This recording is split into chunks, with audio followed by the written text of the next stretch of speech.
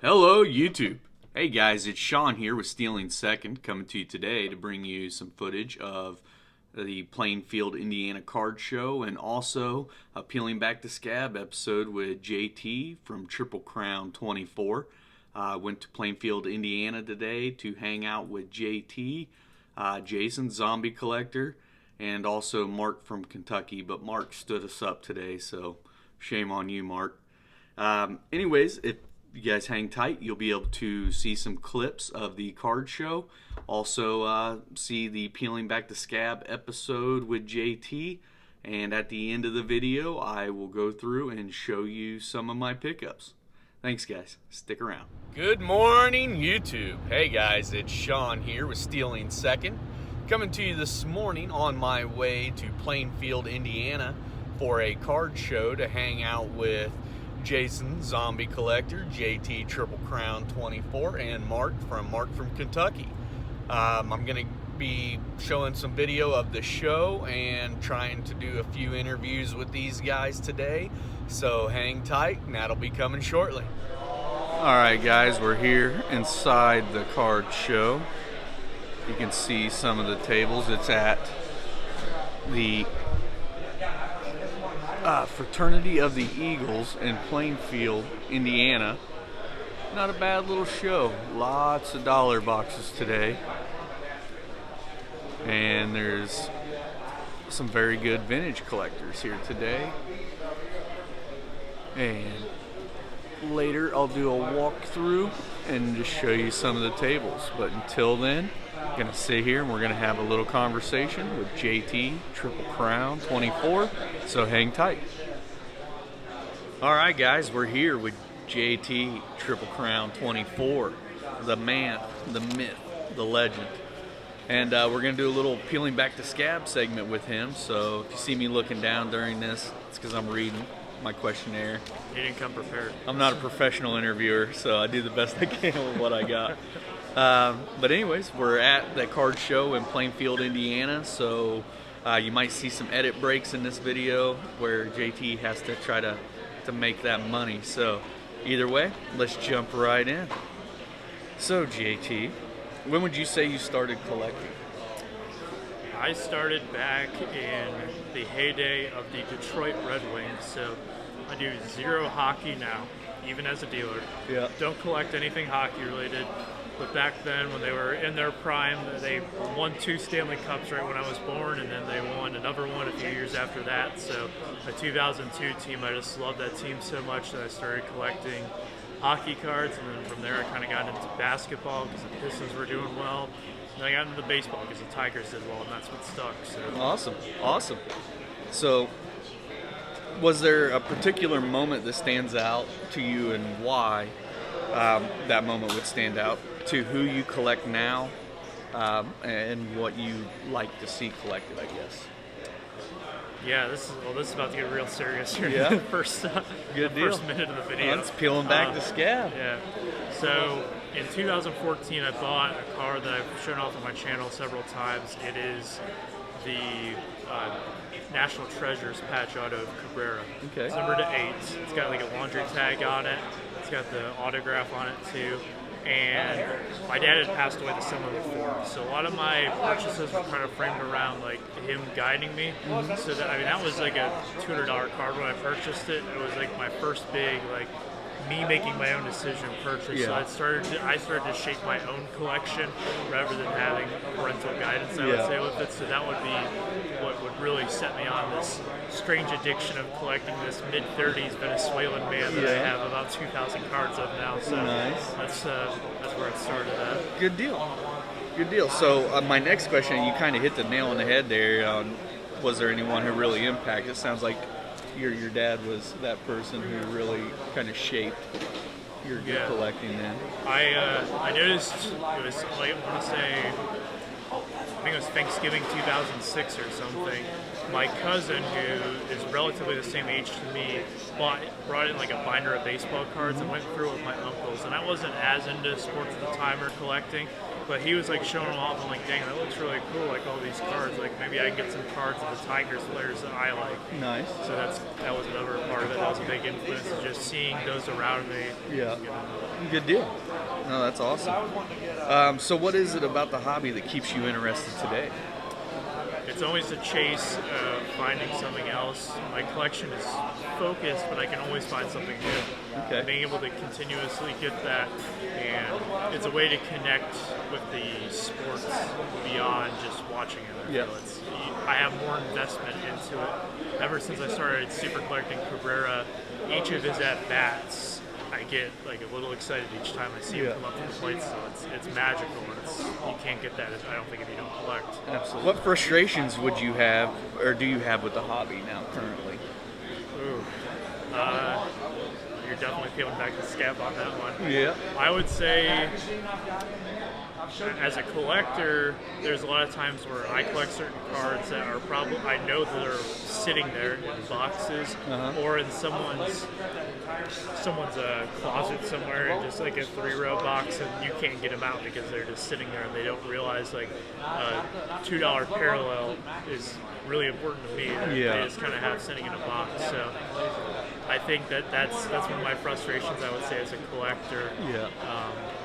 As a seller, it's more so that just everybody's out there looking for a deal. Yeah. And it seems like everybody is trying to resell these days. And I'd say that it's probably hypocritical of me to say that because I'm out here trying to resell a bunch of stuff too. But it doesn't seem that a lot of times people are making purchases for their PC because they want to collect the player because they have a connection. It's more so, what will this be worth in 20 years? And I don't think anybody wants to buy anything that they think is worthless by any means. And I certainly don't. I don't buy cards thinking like, man, I can't wait to lose $20 on this next week when he tears his ACL. But absolutely.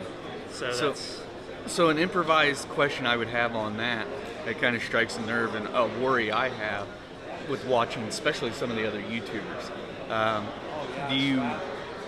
Do you know, maybe I'm just overcritical about it, but do you see it as well, like how many new collectors are only in it for the flipping and the money-making method instead of the actual collecting? Do you see that as well? Somewhat. I would say that it's not like stocks and bonds where there's more so trends and patterns there is within the card market. In general, though, I would say if you want to collect, you should not just buy cards to flip. I would say it's important to be a collector because you can understand what fellow collectors want, and that way, if you are someone who's trying to sell cards, you'll get a better idea. I mean, well, I would say there's a good number of investors now. And a lot of that is because you have these mainstream personalities like a Gary Vee, those types of people who are more so treating it as investments rather than, and these people are very impressionable, so you have a lot of people coming back to the hobby where they think that it's easy to make money, and it's not easy to make money in this hobby. It's very volatile, a lot more than people even think, and I don't think that if you're in it to make money, it's you got to have a pretty good understanding. It's not something that you can kind of just do in passing. So I say if you're diligent with it and you really want to do it, that's fine.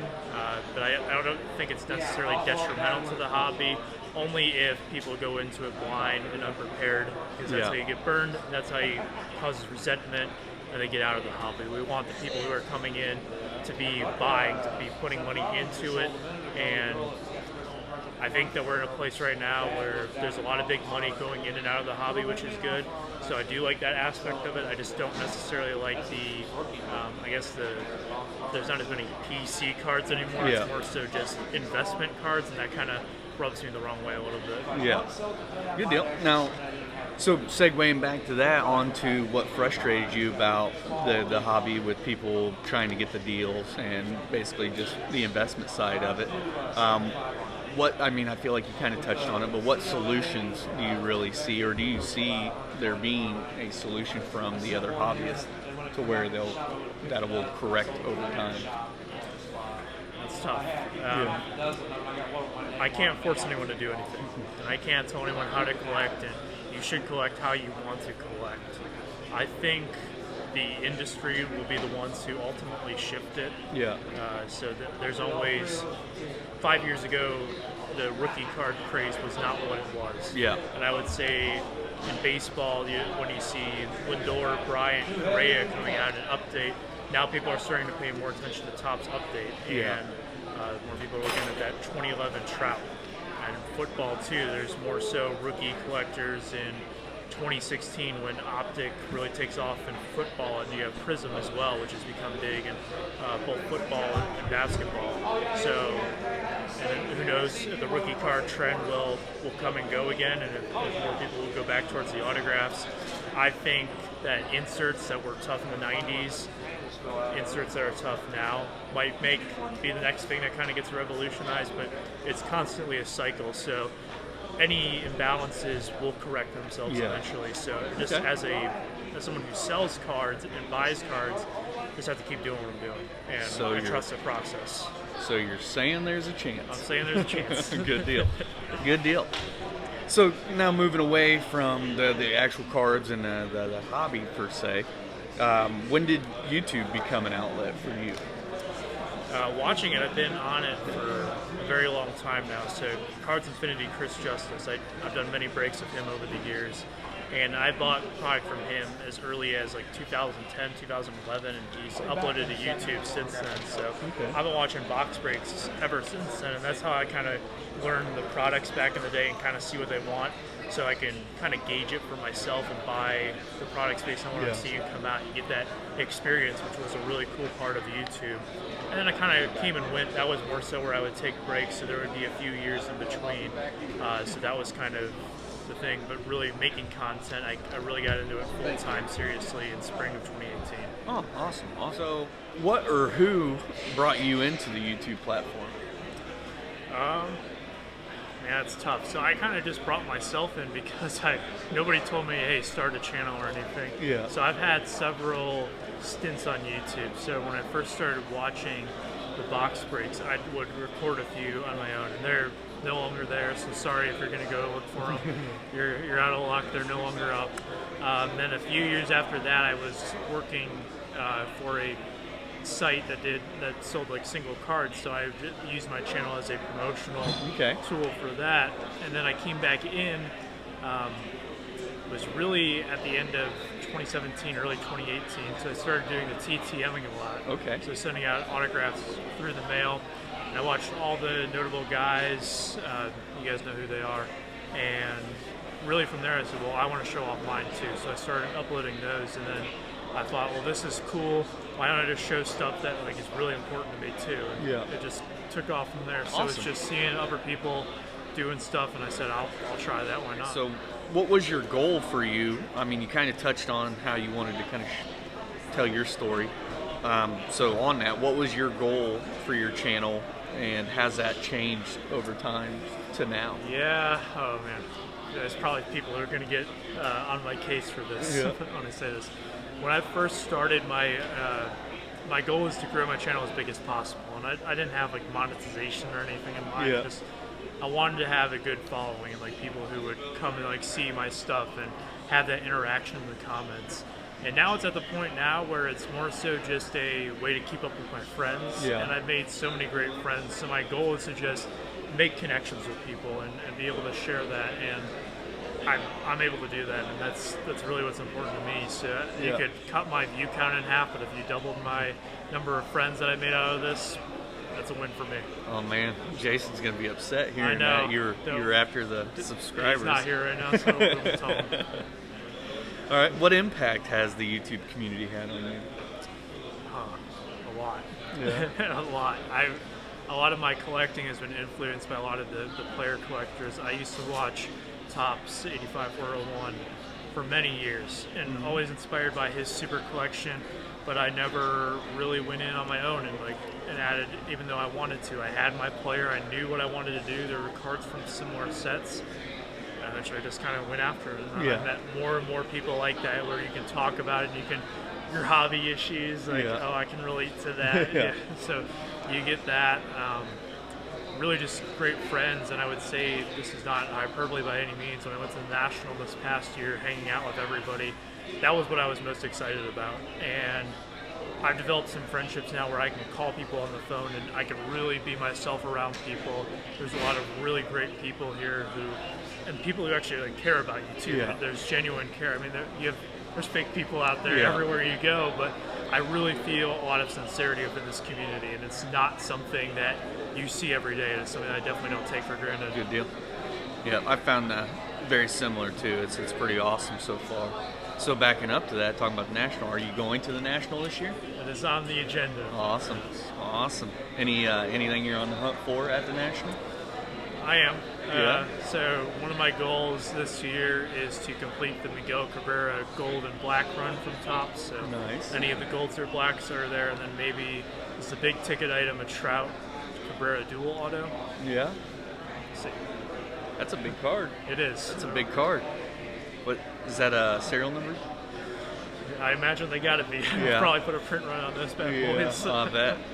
Okay. And so we talked about kind of what you've done in the past and what changes you've had from your channel. Where can we, I guess, expect to see your channel go in the future? Oh, I wish I could tell you. I'm always evolving, always doing something new. If you look at my video library, just going back to the beginning, you'll see I've been all over the place, really. I really think right now what I'm doing is going to be the iteration of my channel you'll see.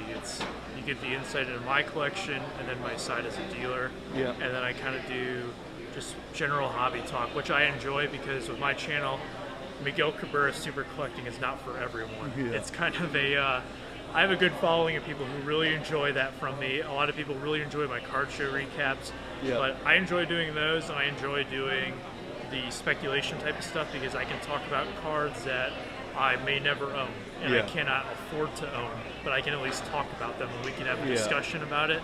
So even though I can't show my version of that card and be proud of it, I can at least talk about it. So that more and more of that, generally I'll just base it off of the feedback I'm getting from stuff. If something's not working, I'll pick up on it, we'll cut it out, but what I'm doing now is really what I want to keep doing. Okay. So I always like to throw in just some joking hardball questions.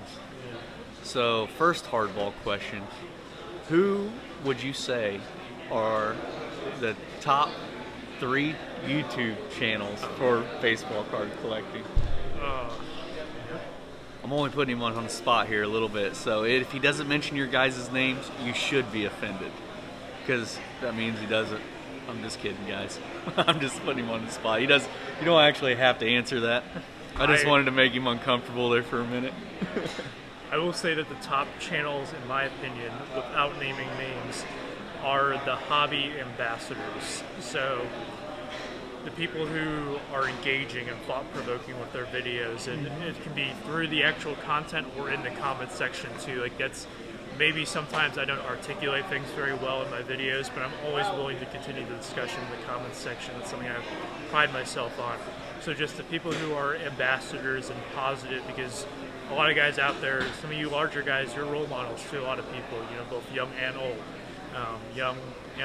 So throw it right back at you. Yeah, I'm all right with it. And you have a lot of influence on people. Sorry. Sorry about that, guys. We got interrupted from a fantastic but hilarious text from my wife during the video. So back on it. So second hardball question I have. I guess before I do that, I want to go in and let the audience know. Those of you that don't know JT's channel, JT Triple Crown 24, or actually it's just Triple Crown 24. JT specializes, he primarily super collects Miggy Cabrera cards, and then he also does a lot of segments on card show, picking up cards to sell at shows. He tours, I guess you'd almost say the tri-state area, doing card shows weekly. So he does a lot of information on letting you guys know vintage pickups, modern cards, people to look out for, people to invest in, holding times. So it's a really good information channel, especially for guys like me who primarily do vintage and have started doing modern. It's really good to get that information. So if you guys haven't seen that, go check it out. Thank you. No problem. We'll get back into it. Second hardball question. Now that I've mentioned that JT is a Miggy super collector, I'm curious of when you're going to start this Anthony Rizzo super collection. See, you build me up just so you can tear me down right here. And for you guys that can't see, yeah, I mean, I'm trying to bring some joy into his life. I like to insert my Cubs on every YouTuber. Eventually, I'm gonna turn everybody into a fan. Well, I had 2 Anthony Rizzo cards, one of which he bought off of me. I now have 0, so Yeah. we'll have to wait a while for that one, I think. I need to. It's cool. I got doubles, man. All right. I can help you start. Yeah, for sure. I'll give you my address when we're done here. Good deal. All right, so just to wrap this up, it's been a pretty fun video. We're at the show today, and again, guys, I apologize for the breaks in videos. There's been people coming up. JT is obviously here trying to move some product, so he has to deal with that. So that aside, is there anything you would like to add or say to our audience? 87. 87. Inside joke. That's awesome. Well, first of all, thank you for having me on. Absolutely, my pleasure. Second of all, have fun with the hobby. It is a hobby. It is not something you should probably stress about too much. It's good to have good, thought-provoking discussions in the hobby, which I know a lot of people have complimented me on as some of my detailed analysis with it. But have fun with it is that every card has an assigned value to it. I think if you look at the sentimental value and you can build your cards around experiences, for example, Sean picked up some cards today. And when you picked up cards at these shows, I'm turning the interview on him, by the way, here. Have you kind of like felt like, oh, I'll remember where I got this from, or like you look at it like that? Yeah, absolutely. I don't buy big volume of cards ever. I mean, heck, I always get like a handful stack at every show or anytime we buy. So I can almost tell you where I got every card in my collection from. And to me, I'm more of a collector than I am a flipper or seller or anything. So yeah, it's almost all sentimental to me. Right. There's very little monetary value except for what I actually had to pay out to get the card, you know. Right. So I'm never, you've seen me do deals, I'm never upset like, oh, that card was worth more than what I sold it for, or I paid more than I should have. It's, you know, hey, I wanted a card. So that's my point right there is, if you think about sports in general with collecting, because that's what we're most, I'm sure there's some non-sports collectors out there watching this too, it's really interesting where sports is something that is intangible, where we are constantly consuming it, but we are so fascinated with it that we're constantly buying products that are tangible to recreate this intangible thing, to remember players, like these pieces of cardboard that we're using to remember these players. And some of them have more significance than other ones, I would say, just in terms of their, I guess, the lore behind some of the cards and everything. But if you're able to build your own lore behind your cards, build stories with your cards. Where did you get this from? What was the experience when you bought this? Maybe this might sound like really out there, but keep a journal of when you buy your cards. Like, what were you feeling that day when you got it in? I have a lot of stories with a lot of cards that I have, and I think when you do that, what you'll find is that you will add tremendous amounts of value to your collection because you will be able to associate those memories with that. So that's, in my mind, a great way. If you're someone out there who maybe is just getting started, or you're someone who's always looking for that value, make those moments for yourself. It's not always about getting the best deal, but having the experience of the hobby. Absolutely, and I would agree. And like, as you know, and I think most of us do, to add on that, is I bet 20% of my, what I would say, monthly budget for buying cards, I spend on for other people's PCs. Like when I'm doing deals and bundling, I almost always will throw 1 or 2 cards in there that I know somebody else would appreciate, and I don't expect anything back on it. You know, it's like I find that's the love of the hobby. You know, it's seeing the excitement on other people's faces when they get a card they didn't have. Like you with Miggy, I gave JT today. It's just knowing he didn't have that one and I helped add to his set. Like, that makes me feel good. I don't expect anything in return. I think so many of us are like that. And it's pretty awesome. I mean, I love when I send out care packages. My favorite part of it is seeing the reactions of others when they open it up on video. I have some clips that play in my mind as I say this that are just classic, and it always means more to me to see that card in someone's collection rather than just having it in a box somewhere, just because I know that it's going to mean more to them. And that's, I mean, I have my new. Sorry, I got a little too close there. No problem. My new business cards. A little tagline down here at the bottom is connecting collector with collectible. We're still working on it, don't worry.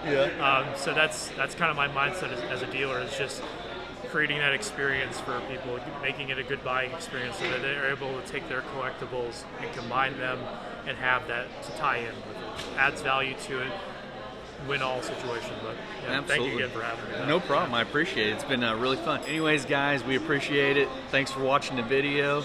Keep collecting, and we'll see you soon.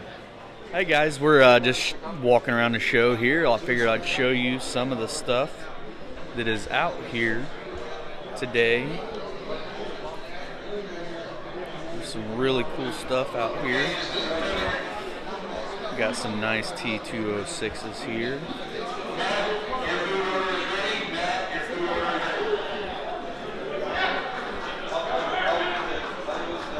Appreciate you guys sticking around and watching the Peeling Back the Scab episode with JT. Hope you guys enjoyed that interview, and hopefully you will enjoy these clips of some of the merchandise that is for sale here today. Got some really cool stuff, some old vintage baseball gloves, dollar boxes for days in here, guys. I'm not going to go through all this stuff, but there's definitely some cool cards in here. Lots of vintage in here today.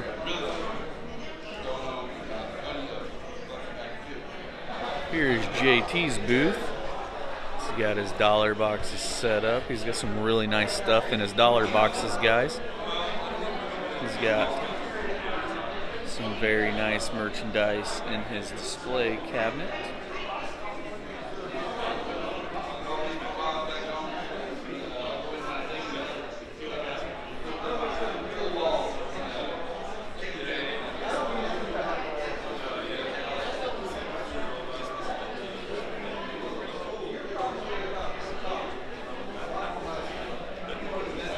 Got some autograph based. We've got lots of vintage in here today.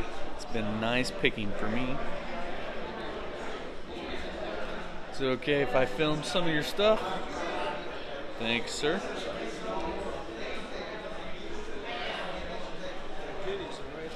Yeah, I gotta go slow. I get yelled at a lot for making people seasick. So I'm trying to go slow.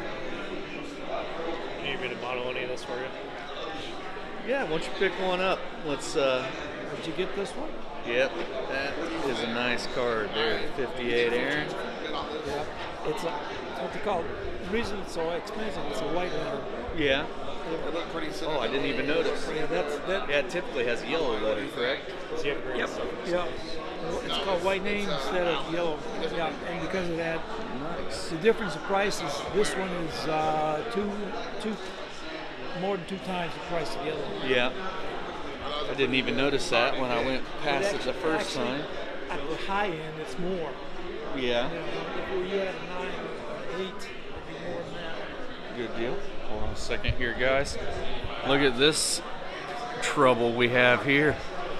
That's Jason, Zombie Collector. What's up, lady? And JT Triple Crown 24. Alright guys, so it's closing down here, so I don't have time to go through and film every table. So I'm going to go and just try to hit some highlights of some stuff. So I'm trying to do this as quick as possible and show you guys some of the stuff we have. You guys mind if I film some of this for YouTube?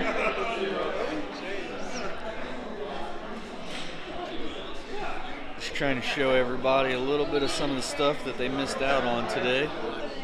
Helps promote the show that way. What's that? Helps promote the show that way. Absolutely, absolutely. Do you guys do only this show, or do you do Beach Grove? Okay.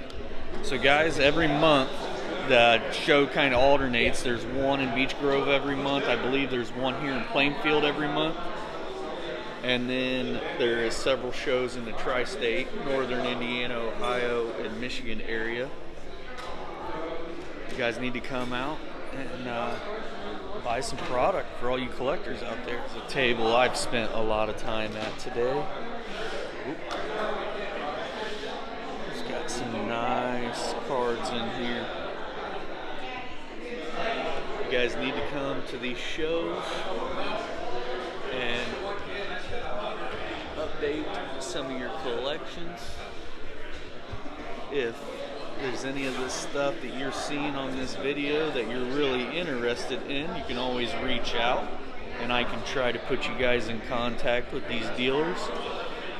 I'm sure they'd be happy to make some sales with you all. This is some nice boxes here. Look at that guy.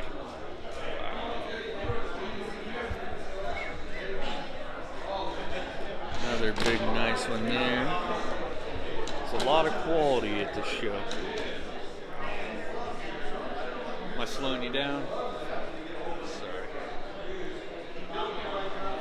Alright guys, I'm going to go quickly through this last case so we can let this man pack up and get out of here. Just show you guys some cool stuff. Look at that.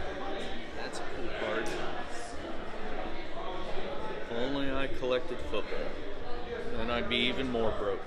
Hey guys, thanks for sticking around. As promised, let's take a minute and go through some of the pickups from today. So first off, I'll start with my rookie card pile. Sorry for the glare, guys. First card, I got this Javi Baez pink Topps Chrome rookie card. That was a good pickup. Gleyber Torres rookie. Bo Bichette. I think this is called a Mojo. The Alex Bregman rookie. Byron Buxton, some sort of shimmer. I'm not sure what you call this card. Kyle Seager, 2011 update rookie. Michael Kopech, rookie. Christian Patch, prospect, Bowman prospect. Ron Acuna Jr. rookie. Ron Acuna Topps Heritage rookie. This one I actually got from JT today. Thank you for that, JT. Francisco Lindor rookie. Rafael Devers rookie. Mike Clevenger. Another Rafael Devers. Chris Sale from 2011 Topps. Dexter Fowler. And this Josh Van Meter with the 150 year badge on it. This I also got from JT. It's a pretty cool card. Thanks again. And then let's jump into the bigger pickups. First up, I got this 1991 Bowman Chipper Jones in a PSA 9. 1960 Topps Carl Yastrzemski. Got the Yaz finally, so that helps with my rookie set I was trying to complete this year. 1948 Bob Fowler. This is a really cool card. I was able to get a really good deal on this. Very happy about that. And then this might be one of the coolest cards from the day, the T206 Caporal, Lee Tannehill. This is my first T206 card. Definitely pretty cool. So happy about that. And then one other thing I picked up was this guy. It's pretty neat. It's got some of the classic ballparks, little statue figures in here with a book of the classic ballparks from around the nation. So I thought this was a really cool pickup today. Ready to put that dude on display down in my card room. But anyways, guys, I appreciate it. Thanks for sticking around. I hope you enjoyed the video, and I'll talk to you soon. Don't forget to hit the like, subscribe, and see you soon, guys.